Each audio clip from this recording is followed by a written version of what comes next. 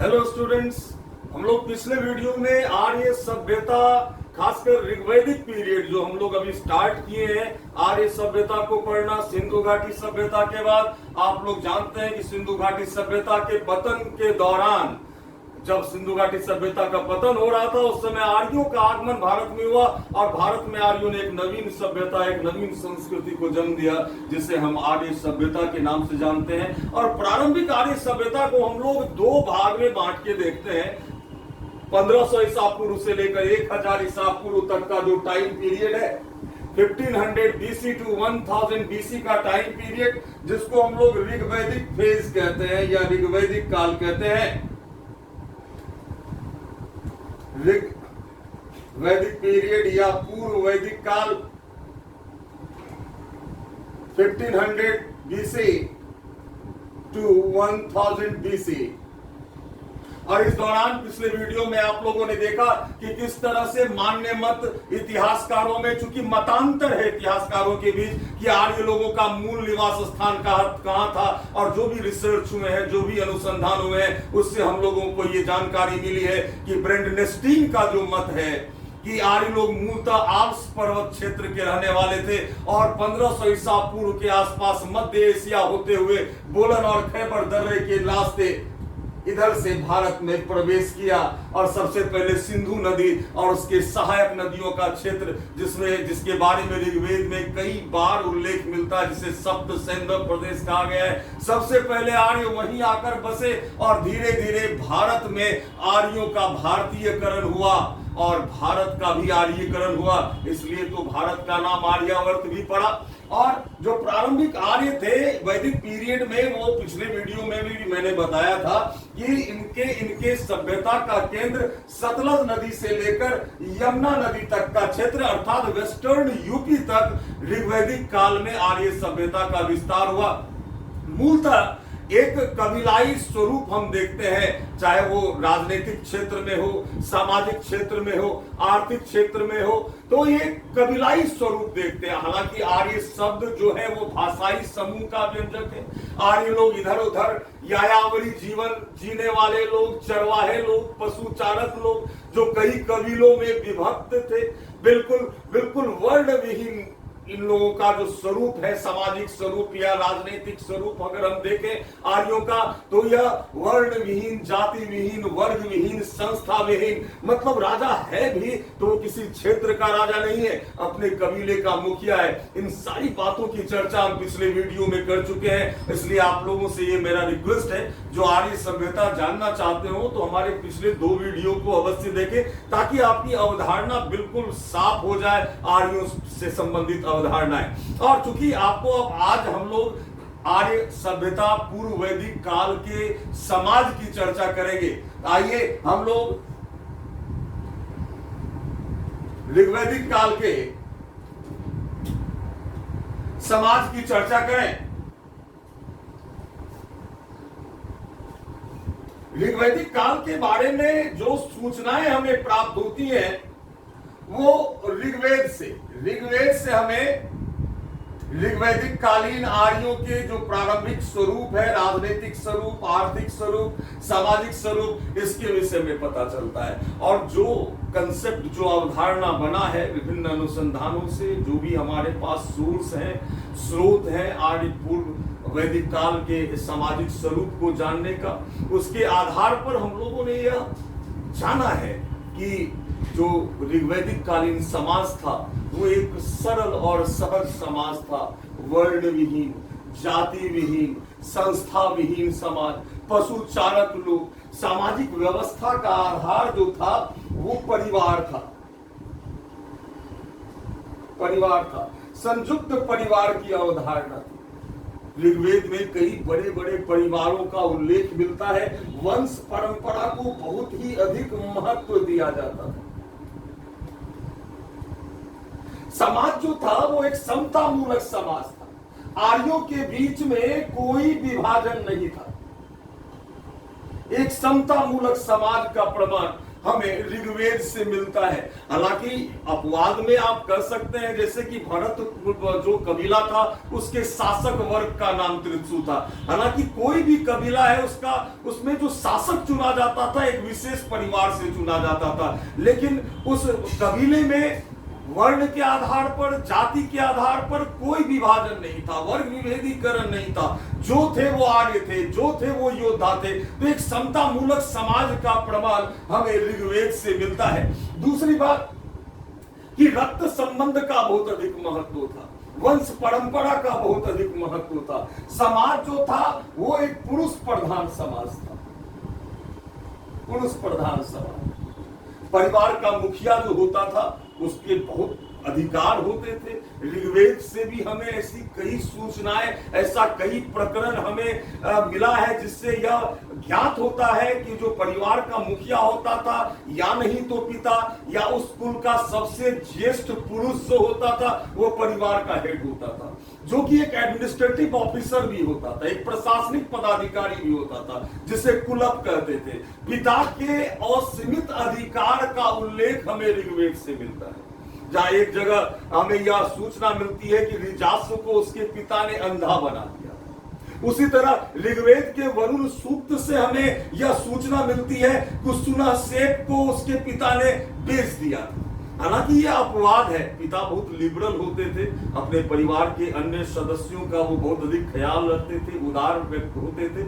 ये अपवाद, इससे ये पता चलता है कि पिता के अधिकार जो होते थे वो असीमित होते थे। अगर हम बात करें समाज में सामाजिक विभेदीकरण की, तो जब आर्य लोग भारत आए, जब आर्य कबीला जब भारत आया तो उनका संघर्ष यहाँ के स्थानीय लोगों के साथ हुआ, जिससे वो शत्रुता का भाव रखते थे, उसे दास करते थे, दस्यु करते थे और भी कई संबोधनों से पुकारते थे, जिससे यह पता चलता है कि इन अनार्य तत्वों से आर्य घृणा करते थे। जैसे अंसा, चपटी नाक वाला, अंसा का मतलब होता है चपटी नाक वाला। अयज्वन, जो वैदिक यज्ञ नहीं करता। अकर्मण, जो वैदिक कर्मों में विश्वास नहीं रखता। अमानुष, जो मनुष्य है ही नहीं। शिष्णदेव, जो शिवलिंग की पूजा करता है, जो लिंग पूजक है। मतलब घृणा की दृष्टि से अनार्य तत्वों को देखा गया, शत्रु भाव रखा गया। लेकिन सामाजिक समीकरण में आर्यों अनार्यों को भी आर्यों ने शामिल किया, इसकी सूचना हमें प्राप्त होती है। कई ऐसे उदाहरण हमें मिलते हैं। तो पहली बार अगर हम जब जाति व्यवस्था का जो ओरिजिन है वो है वर्णाश्रम व्यवस्था, वर्ण व्यवस्था। अगर हम वर्ण व्यवस्था की बात करें, वर्ण व्यवस्था की बात करें तो प्रारंभ में वर्ण शब्द जो आया, प्रारंभ में वर्ण शब्द रंग के अर्थ में आया। जब आर्य लोग भारत आए, भारत में आकर बसना शुरू किए, तो यहाँ के जो अनार्य लोग थे उनको भी अपने सामाजिक समीकरण में शामिल किया और पहली बार वर्ण व्यवस्था के तहत समाज दो भागों में बटा। एक जो गोरे थे अर्थात जो आर्य थे, और दूसरा जो काले रंग के थे, जो स्थानीय लोग थे, वो अनार्य थे। आगे चलकर इन अनार्य तत्वों को शूद्र के रूप में, सेवक के रूप में आर्य समाज ने स्वीकार किया। और ऋग्वैदिक काल में ही हम देखते हैं कि ऋग्वैदिक काल के दूसरे चरण में हम देखते हैं कि वर्ण व्यवस्था के तहत 4 वर्णों की कल्पना है। और यह वर्ण शब्द वृत्ति के अर्थ में आया। वृत्ति का अर्थात कर्म, अर्थात ऑक्यूपेशन, जिसका जो व्यवसाय होता था उस आधार पर समाज 4 वर्णों में बटा। 4 वर्णों में समाज का विभाजन एक अनौपचारिक विभाजन था। मैं आपको बताऊंगा, क्योंकि अभी वर्ण व्यवस्था के तहत जटिलता नहीं आई। एक अनौपचारिक विभाजन समाज का किया गया और समाज 4 वर्गों में बटा। ब्राह्मण, दूसरा क्षत्रिय, तीसरा वैश्य और चौथा शूद्र, जिसमें ब्राह्मण, क्षत्रिय और वैश्य ये आर्य थे, और जो सेवक वर्ग था और अनार्य था उसको शूद्र के दर्जा में रखा गया, आर्य व्यवस्था, वर्ण व्यवस्था के तहत। लेकिन अभी भी वर्ण व्यवस्था में जटिलता नहीं आई है, क्योंकि एक ही परिवार में कई वर्ण के लोग रह सकते थे। इसकी सूचना भी हमें ऋग्वेद से मिलती है, जहां यह कहा गया है कि मैं कवि हूं, मेरे पिता चिकित्सक हैं और मेरी मां अनाज पीसती है। अर्थात एक ही परिवार में कई वर्ण के लोग रहते थे।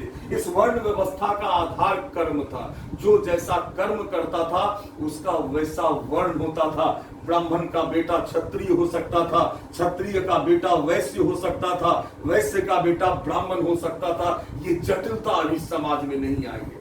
और इन चारों वर्णों का उल्लेख सबसे पहले ऋग्वेद के 10वें मंडल के पुरुष सूक्त में हुई।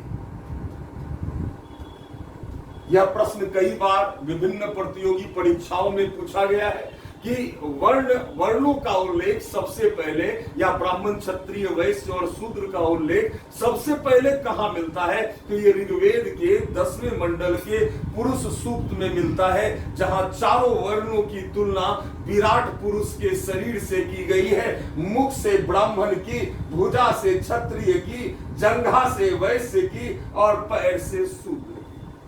ये कोई सोपान क्रम नहीं है। ये ऐसा नहीं है कि ब्राह्मण सबसे श्रेष्ठ है इसलिए उसकी तुलना मुख से की गई, नहीं।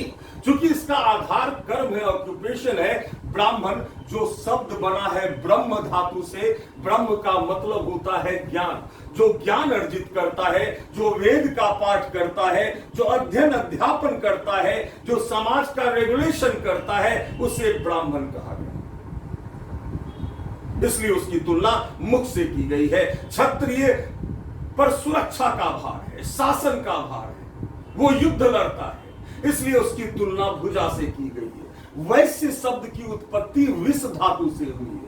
विष का मतलब होता है लोगों का समूह, जो रेस्ट आर्य बच गए, जो उत्पादन का काम करते थे, जो पशुपालन में संलग्न थे, जो आर्ट एंड क्राफ्ट में संलग्न थे, जो कृषि कार्य में संलग्न थे, उनको कहा गया वैश्य, है ना। इसलिए उनकी तुलना जंघा से की गई है। और शूद्र सेवक वर्ग था, इसलिए उसकी तुलना पैर से की गई।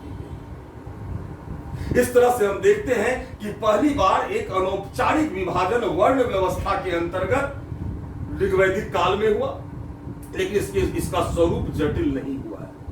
हम देखेंगे कि आर्य लोग बहुत ही प्रगतिशील सोच के थे, प्रगतिशील सभ्यता को भारत में जन्म दिया। हालांकि जो प्रारंभिक स्वरूप है वो कबीलाई है, जनजातीय है, एक ट्राइबल की तरह घुमक्कर जीवन जीने वाले लोग। लेकिन भारत आके धीरे धीरे बसना शुरू करते हैं, है ना।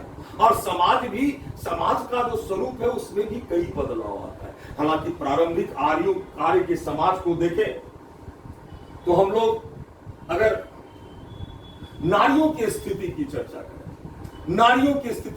करें, तो नारियों की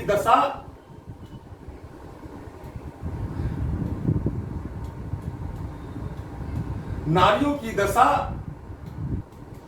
ऋग्वैदिक काल में बहुत ही अच्छी थी। नारियों को शिक्षा का अधिकार भी था। और आप लोग जानते हो, पिछले वीडियो में मैंने चर्चा भी किया है कि ऋग्वेद के कई मंत्रों की रचना विदुषी महिलाओं ने की। विदुषी महिलाओं को ऋषिका, ब्रह्मवादिनी जैसे संबोधनों से बुलाया जाता था। लोपामुद्रा, घोषा, अपाला, विश्वारा, सच्ची, पौलमी जैसी ऐसी कई विदुषी महिलाएं थी जिन्होंने ऋग्वेद के मंत्रों की रचना की है। अगर हम ऋग्वैदिक काल में स्त्रियों की दशा के बारे में बात करें, इस समय बाल विवाह का प्रचलन नहीं था।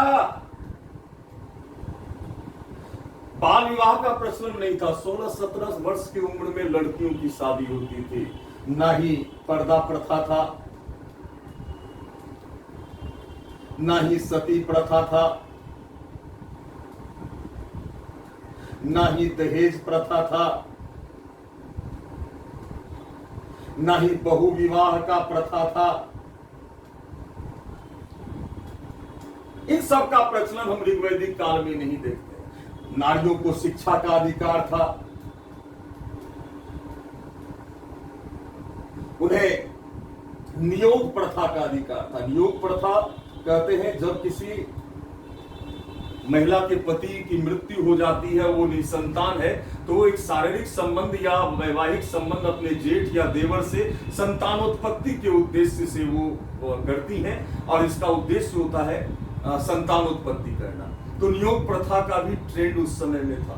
तो इस तरह से हम देखते हैं कि नारियों की स्थिति बहुत ही अच्छी थी ऋग्वैदिक काल में। हाँ, भेदभाव, पुरुष प्रधान समाज है तो निश्चित रूप से पुरुषों की तुलना में नारियों की स्थिति कमजोर हो सकती है, लेकिन नारियों का स्थान महत्वपूर्ण है, इसमें कोई भी क्वेश्चन मार्क नहीं। विदुषी महिलाओं को ब्रह्मवादिनी, ऋषिका जैसे सब, जो महिला हमेशा अविवाहित रहती थी उसे अमाजु कहते थे, अमाजु कहते थे।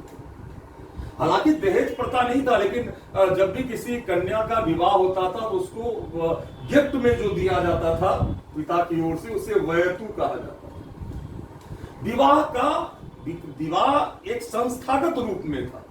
विवाह का मूल उद्देश्य पुत्र रत्न की प्राप्ति करना था, लेकिन कोई भी पुरुष का जीवन बिना पत्नी के पूरा नहीं होता था, इसलिए तो उन्हें अर्धांगिनी कहा गया है। ऋग्वेद में पत्नी को जायदेस्तम कहा गया है, अर्थात यज्ञ के अवसर पर पत्नी का भी साथ में बैठना बहुत ही जरूरी होता था। विधवा के पुत्र को दधि सत्य कहा जाता था।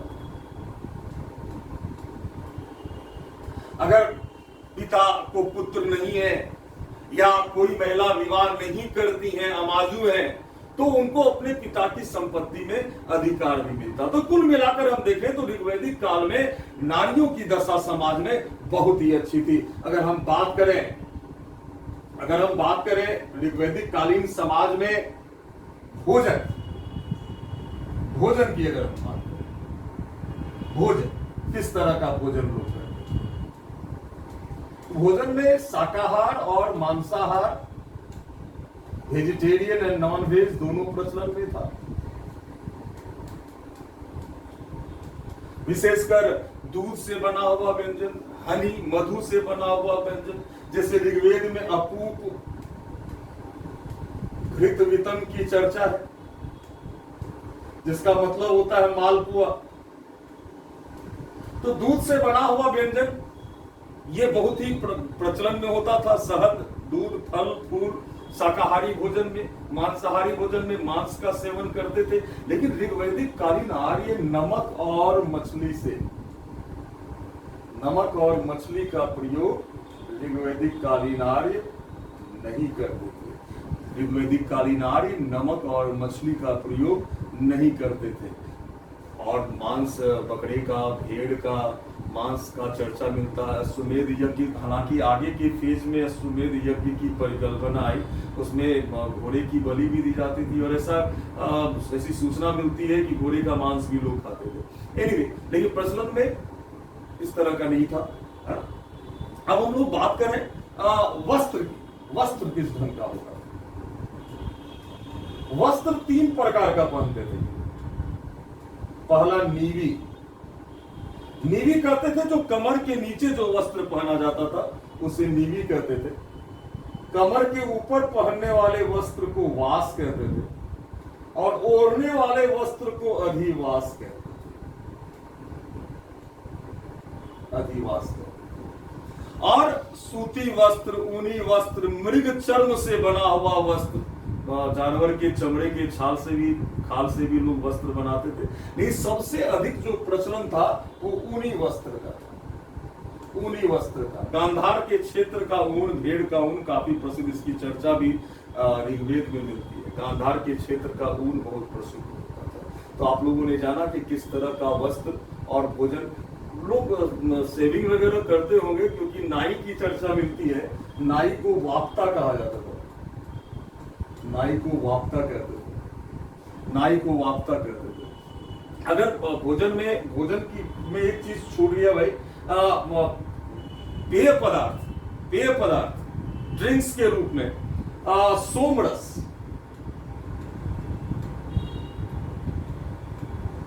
और सुरापान का प्रश्न। हालांकि सुरापान को घृणित दृष्टि से देखा जाता था, इसकी तुलना इतिहासकार शराब से करते हैं। सुरापान को घृणा की दृष्टि से देखा जाता था, जबकि सोम रस का महिमा मंडन ऋग्वेद में किया गया। ऋग्वेद के मांडुक्य सूत्र में बताया गया कि किस तरह पुरोहित संगीत के साथ मुंजवंत शिलामंत पर्वत से पत्ते लाते थे, सोमरस के पत्ते, और उसे सिल्लपट पे पीसते थे और फिर उसको घोल बनाकर उसको पिया जाता था यज्ञ के अवसर पर। इसका काफी महिमा मंडन सोमरस का किया गया है और इतिहासकार इसकी तुलना भांग से करते हैं। हालांकि कंफर्म नहीं कहा जा सकता, लेकिन ये बात है जो प्रक्रिया बताया गया है ऋग्वेद में, और जैसी सूचना मिलती है कि इसके जो पौधे होते थे वो मुंजमंत शिलामंत पर्वत से लाए जाते थे और उसे पीसा जाता था, तो अनुमानतः इसकी तुलना भांग से की गई है। तो ऋग्वैदिक कालीन समाज बहुत ही सरल सहज समाज है ना, कबीलाई स्वरूप हमको देखने को, वर्ण व्यवस्था स्थापित होती है, लेकिन इसका आधार कर्म है, रक्त नहीं है, इसलिए उतनी जटिलता समाज में नहीं आई है। नारियों की स्थिति अच्छी है। ये जो सभ्यता थी ऋग्वैदिक कालीन सभ्यता एक ग्रामीण सभ्यता थी। लोग मिट्टी गाड़े फूस के मकान में रहते थे, झोपड़ी नुमा मकान में रहते थे, एक ग्रामीण सभ्यता थी। ये लोग भौतिकवादी थे, मृत्यु की कल्पना अधिक नहीं करते थे। मृत्यु की चर्चा ऋग्वेद में 5 श्लोकों में मात्र मृत्यु की चर्चा है। तो थोड़ा खुश रहने वाले लोग थे, चरवाहे लोग थे, चारागाह की तलाश में इधर उधर भटकने वाले लोग, सरल और सहज जीवन जीने वाले लोग। तो सामाजिक स्वरूप जो है ऋग्वैदिक काल का वो बहुत ही सहज और सरल है। अब हम लोग देखेंगे ऋग्वैदिक काल का अर्थव्यवस्था कैसा था, ऋग्वैदिक कालीन अर्थव्यवस्था कैसी थी, इस पर हम लोग दृष्टिपात करें और जाने इकोनॉमिक सिस्टम के बारे में। ऋग्वैदिक काल का इकोनॉमिक अर्थव्यवस्था।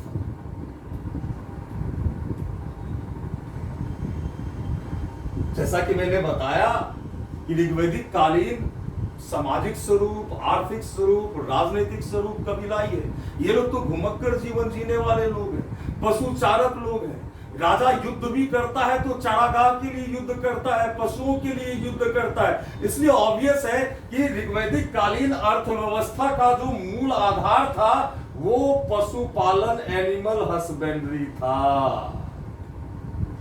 पशुपालन अर्थव्यवस्था का मूल आधार पशुपालन था। और सबसे महत्वपूर्ण पशु की अगर हम बात करें तो सबसे महत्वपूर्ण पशु थी गाय। गाय का इंपॉर्टेंस सबसे अधिक था। पुरोहितों को दक्षिणा में भी गाय दिया जाता था। गाय की महत्ता इतनी अधिक थी कि गाय शब्द से संबोधन, कई लोगों का संबोधन में भी गाय शब्द का प्रयोग होता था। अगर हम बात करें धनी व्यक्ति को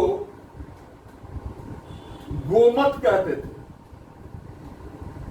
राजा को भी गोप्ता कहा जाता था। देखिए इसमें गाय शब्द का प्रयोग, या जनस्य गोपा कहा जाता था। दूरी के माप को गवयतु कहते थे। समय के माप को गोधूली कहते थे। युद्ध के लिए भी गविष्टि, गेसु, गव्य जैसे शब्दों का प्रयोग होता था। घर की बेटी को भी दुहिता कहते थे। आप लोग जानते हैं कि ऋग्वेद में कुल 1,52,972 वर्ड्स हैं। ऋग्वेद 1,52,972, और इसमें गाय शब्द की चर्चा 176 बार की गई। गाय को अघन्या कहा गया है।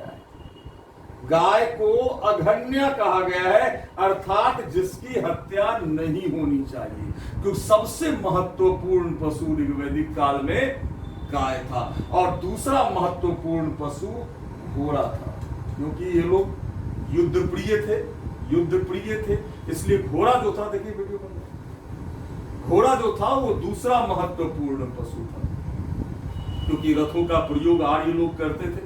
अब ऋग्वैदिक काल में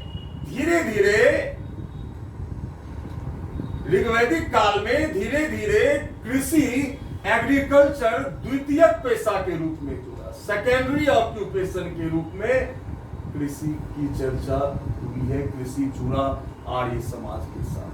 अर्थव्यवस्था का दूसरा आधार था एग्रीकल्चर। धीरे धीरे ये लोग एग्रीकल्चर में भी संलग्न होते चले गए, इसलिए तो उनके लाइफ में ऋग्वैदिक काल के अंतिम फेज आते आते धीरे धीरे स्टेबिलिटी आना शुरू हुआ।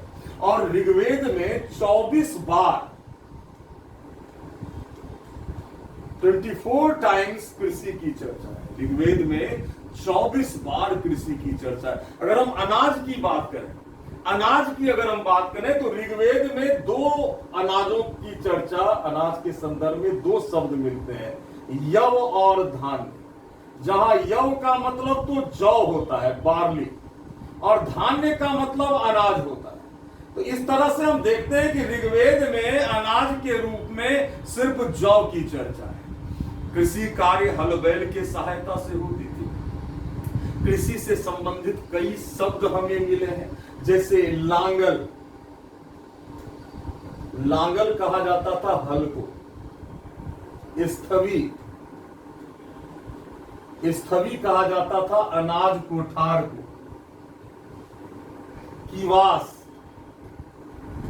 कीवास कहते थे हलवाहा को। सीता कहते थे हल रेखा को। करिसु गोबर के खाद को कहते थे। करिसु गोबर के खाद को कहते थे। कुल्या नहर को कहते थे। सिंचाई जो होता था वो कुआं अवल को कुआं कहते थे और नहर को कुल्या कहते थे। तो कुएं से और नहरों से सिंचाई का कार्य होता था, हल बैल की सहायता से होता था।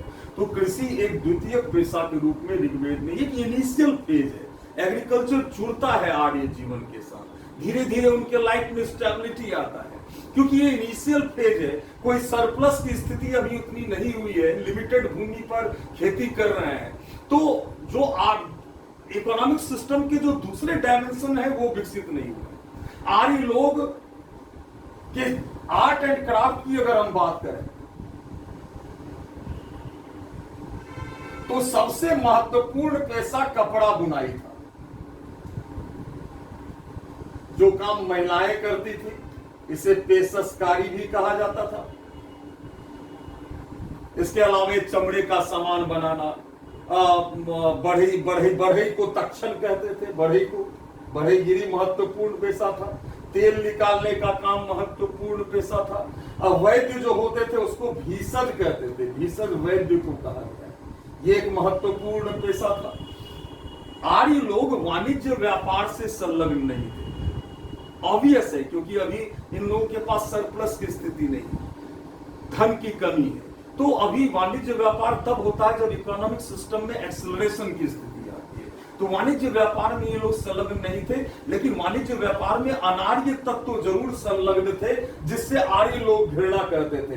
जैसे ऋग्वेद में चर्चा मिलती है कि पणी, विरुक्ष, बेलबूत, ये लोग अनार्य तत्व थे जो व्यापार में संलग्न थे, और इनसे आर्य लोग घृणा करते थे।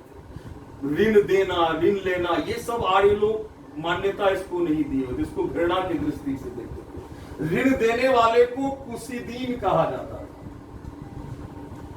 कुसीदी या बैकनाट।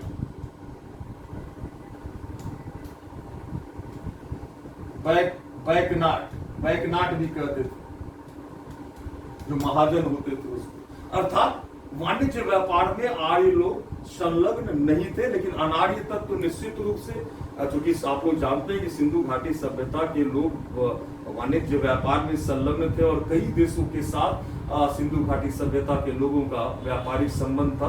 तो ये लोग अनार्य तत्व जो थे वो लोग वाणिज्य व्यापार में संलग्न थे। आर्य वाणिज्य व्यापार में संलग्न नहीं थे। तो हम लोग देखते हैं कि अर्थव्यवस्था का स्वरूप भी बहुत ही सरल है। पशुपालन अर्थव्यवस्था का मूल आधार है। कृषि द्वितीय पेशा के रूप में जुड़ा। आर्ट एंड क्राफ्ट भी लिमिटेड है, जैसे बढ़ईगिरी हो गया, तेल निकालने का काम, चमड़े का सामान बनाने का काम, ये सब महत्वपूर्ण पेशा हुआ करता। सबसे महत्वपूर्ण पेशा कपड़ा बुनाई का होता था। तो एक सरल अर्थव्यवस्था का प्रमाण हमें ऋग्वैदिक काल से मिलता है। अब हम लोग चर्चा करेंगे ऋग्वैदिक काल के धर्म की, लेकिन उसकी चर्चा हम लोग अगले वीडियो में करेंगे। लास्ट वॉल्यूम होगा ये ऋग्वैदिक काल का, और आप लोग निश्चित रूप से आर्य सभ्यता से रिलेटेड जो पहले का 2 वीडियो है उसको जरूर देखें और इस चैनल को सब्सक्राइब करें, इससे एक प्रोत्साहन मिलता है। और आप लोगों के समक्ष में नए नए वीडियो को लेके आता हूँ। पिछले 21 साल से सिविल सेवा परीक्षा की तैयारी करवा रहा हूँ। तो निश्चित रूप से यह जो वीडियो है आप लोगों के लिए, जो भी लोग तैयारी कर रहे हैं, चाहे वो यूपीएससी की तैयारी कर रहे हो या स्टेट पीसीएस की तैयारी कर रहे हो या एसएससी की तैयारी कर रहे हो, उन सब के लिए यह वीडियो लाभप्रद होने वाला है। और कंसेप्ट के साथ फैक्ट्स, अगर कंसेप्ट क्लियर होगा तो फैक्ट्स बहुत जल्दी आप ग्रैस्प कर पाएंगे। तो मेरी शुभकामनाएं आप लोगों के साथ। नेक्स्ट वीडियो में हम लोग ऋग्वैदिक काल के धर्म की विशद चर्चा करेंगे और यहाँ से काफी प्रश्न पूछे जाते हैं। तो तब तक के लिए नमस्कार।